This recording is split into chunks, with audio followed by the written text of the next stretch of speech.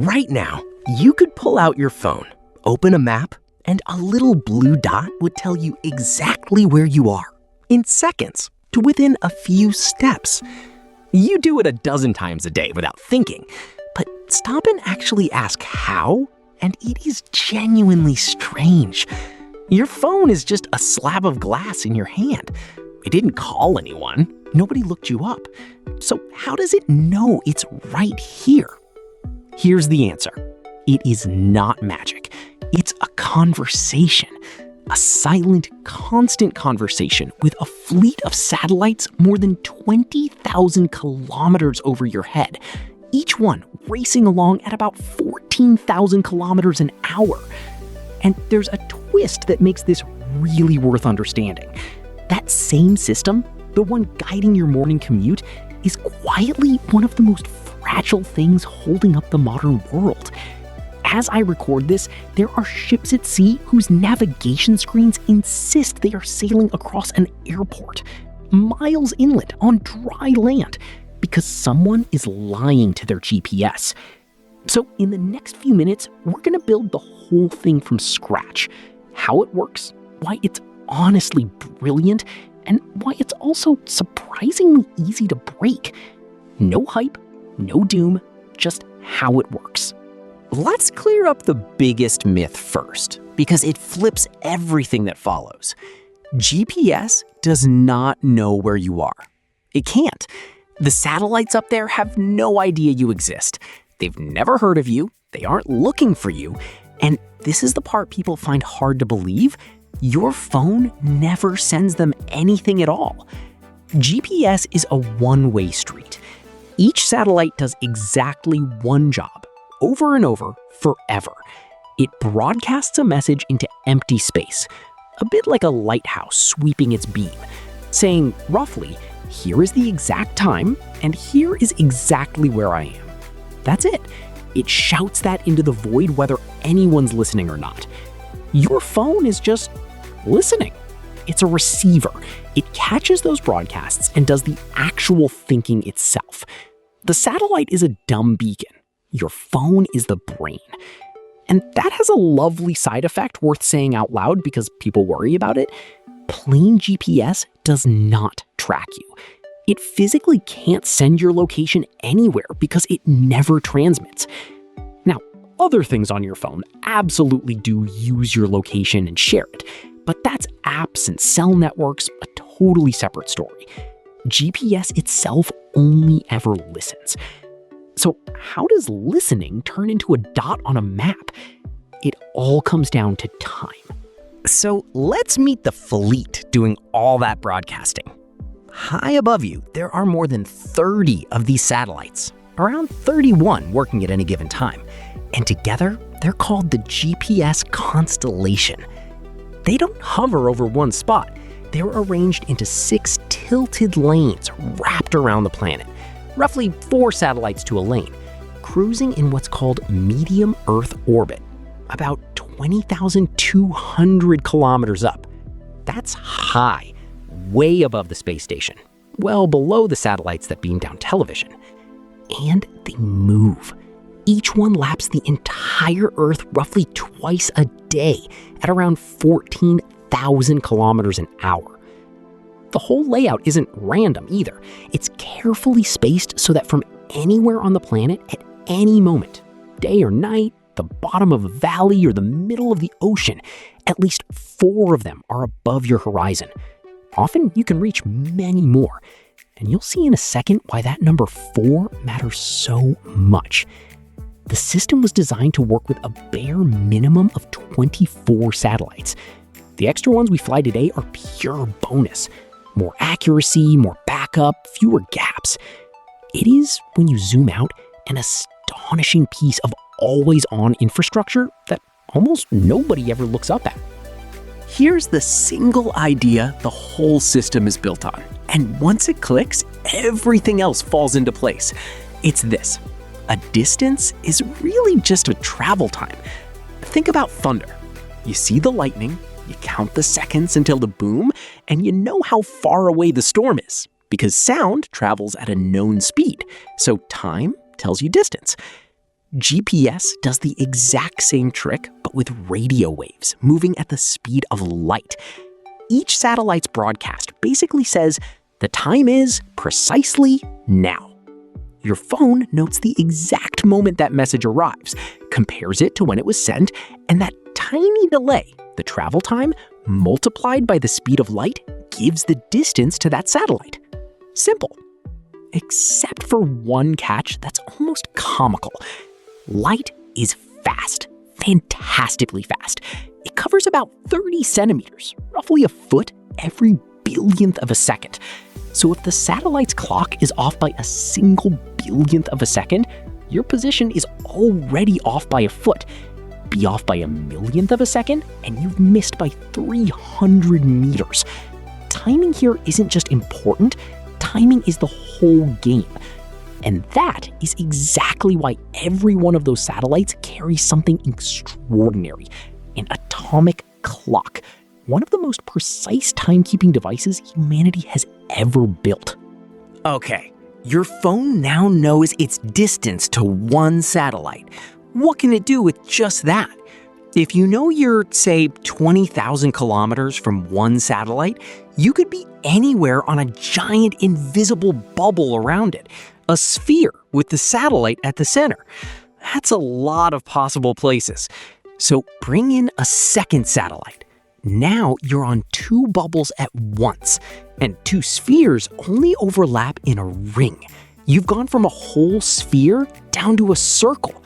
Add a third satellite, a third sphere, and that circle collapses to just 2 points. And one of them is usually way out in space, easy to throw away. The other one? That's you. 3 distances, 1 location. And this is the myth I really want to fix. This is not triangulation. You've probably heard that word your whole life, and it's wrong. Triangulation uses angles. What GPS does uses distances, overlapping spheres, and it has its own proper name: trilateration. Distances, not angles. But hold on, I said you need 4 satellites, and I've only used 3. Here's why the 4th one is the quiet genius of the whole design. All that distance math depends on your phone knowing the exact time. And your phone does not have an atomic clock. It's got a cheap little quartz crystal, the same kind in a supermarket watch, drifting all the time, nowhere near precise enough on its own. So the engineers pulled a beautiful move. They add one more satellite, a 4th sphere. And instead of just double checking your position, that extra measurement lets your phone solve 2 puzzles at once. Where am I, and how wrong is my own clock? And fix them together. In that instant, your dollar store quartz clock borrows the accuracy of the atomic clocks in space. 4 satellites, 3 to place you, and 1 to fix your phone's cheap clock. That's the trick. Now here's the part that still gives me goosebumps. Those satellite clocks are so precise that the system only works if you account for Einstein. I'm completely serious. Relativity isn't a footnote here. It's a correction that runs every single day, or your map falls apart. There are 2 effects, and they fight each other. First, the satellites are moving fast, about 14,000 kilometers an hour. Einstein's special relativity says a fast-moving clock ticks a little slower than one standing still. So that effect makes the satellite clocks lose about 7 microseconds a day.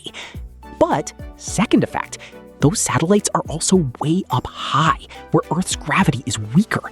And general relativity says a clock in weaker gravity ticks a little faster.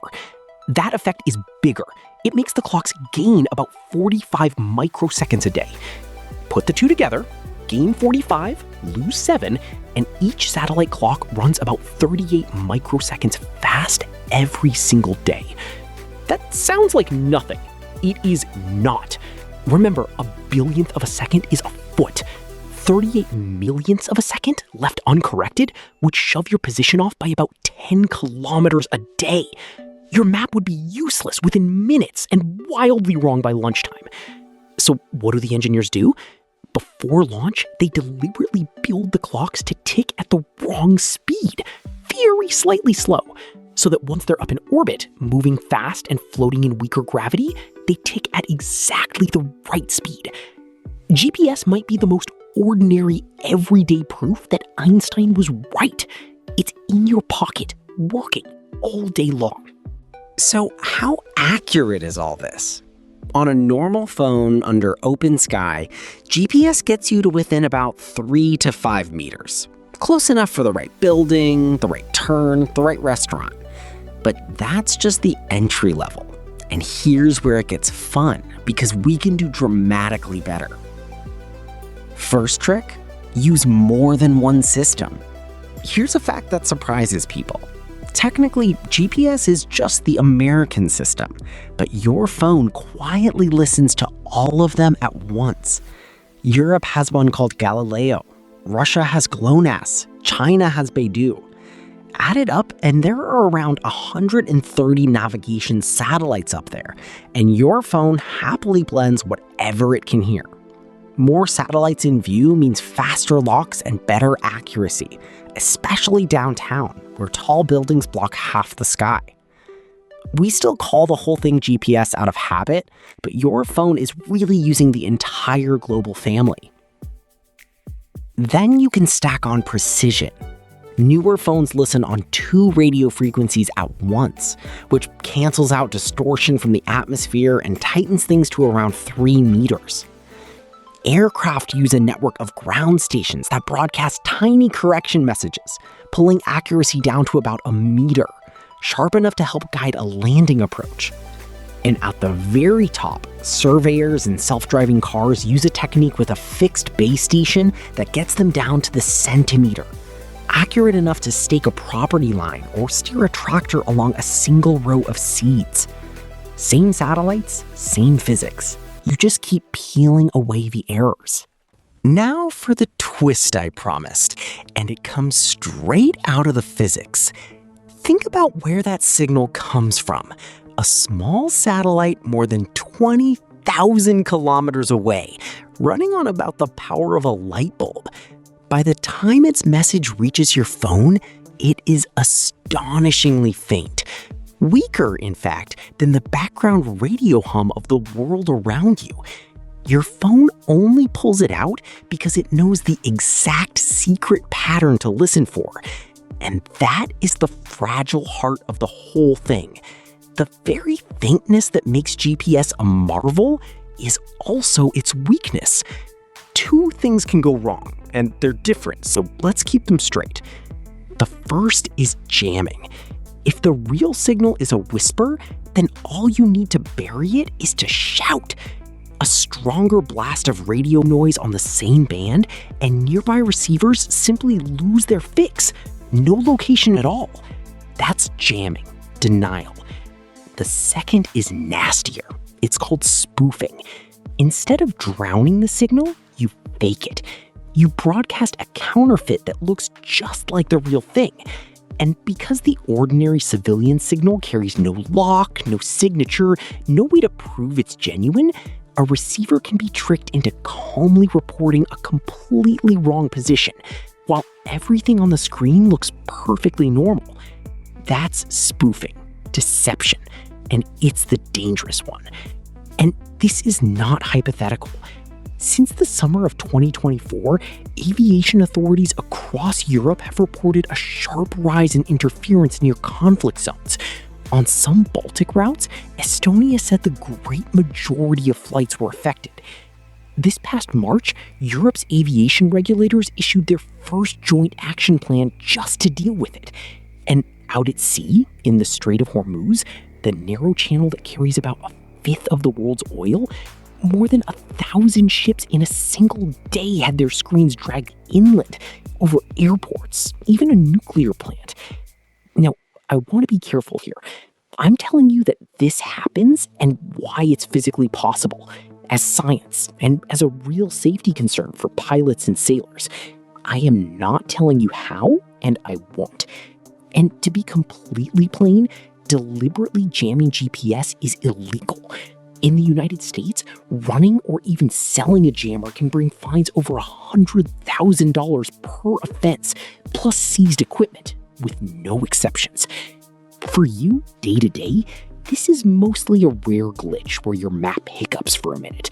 The real stakes are for aviation and shipping, which is exactly why those systems have quietly been building defenses. So how do you defend a whisper from space? Not with one magic shield, with layers. The first layer we've already met, using many systems at once. If someone jams the American GPS signal, a receiver that's also listening to Galileo, GLONASS, and Beidou may just keep working on the others. Jam one, 3 remain. The second layer is authentication, basically giving the signal a signature that's very hard to forge, so a receiver can check that a signal is genuine before it trusts it. Europe's Galileo has started rolling this out, and it's aimed squarely at spoofing. The third layer is my favorite because it needs no signal at all. It's called inertial navigation. Deep inside an airliner or a ship sits a cluster of gyroscopes and motion sensors that simply track every turn and every acceleration from a known starting point. It broadcasts nothing and receives nothing, so it cannot be jammed or spoofed. When a jet flies through a jammed patch of sky, this is often what quietly keeps it on course. On top of that, the military has its own encrypted, hardened signal, and there are clever antennas that can electronically ignore a jammer coming from one direction. Put it all together, and the honest picture is this.